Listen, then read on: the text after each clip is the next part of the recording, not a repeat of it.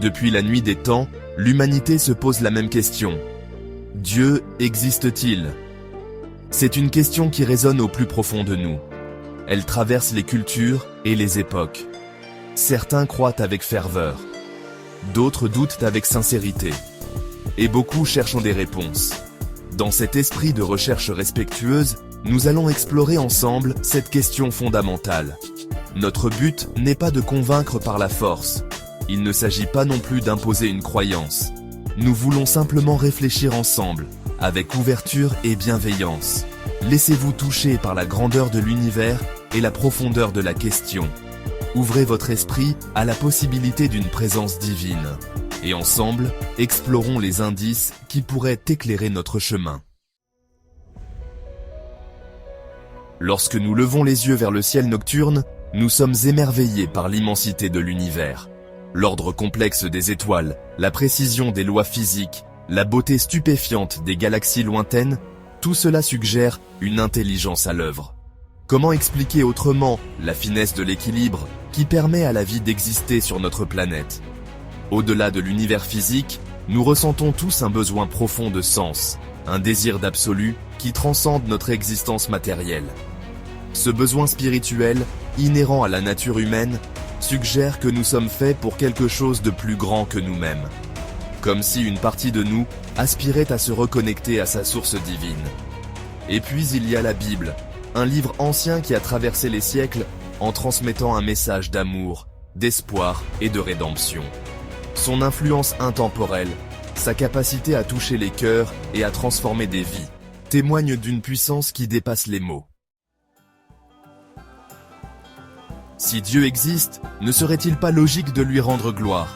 Après tout, c'est à lui que nous devons notre existence même. C'est lui qui a créé l'univers et nous a donné la vie. C'est lui qui nous aime d'un amour inconditionnel et nous offre le pardon de nos fautes. L'amour et la justice de Dieu sont au cœur de son être.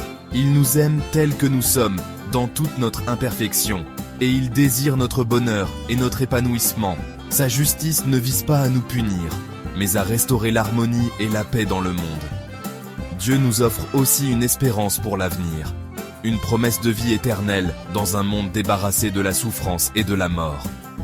Cette espérance nous donne la force d'affronter les épreuves de la vie et de persévérer dans l'amour et la justice. Section 4. Vivre une vie de reconnaissance. Comment pouvons-nous alors rendre gloire à Dieu? Il ne s'agit pas de gestes grandioses ou de paroles creuses. La véritable gloire que nous pouvons lui rendre se trouve dans une vie vécue, en accord avec sa volonté. Apprendre à connaître Dieu à travers sa parole, la Bible, est un premier pas essentiel.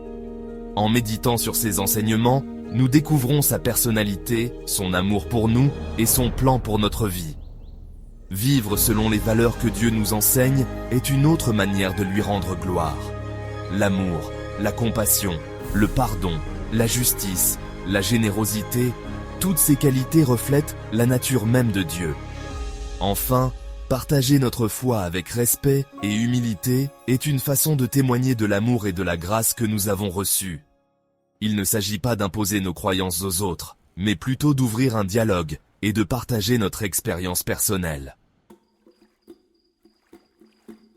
Section 5. Un mystère glorieux. L'existence de Dieu restera toujours un mystère que notre esprit limité ne peut saisir entièrement. Cependant, les indices sont là, gravés dans la beauté de la création, dans le besoin profond de notre âme, et dans le message intemporel de la Bible.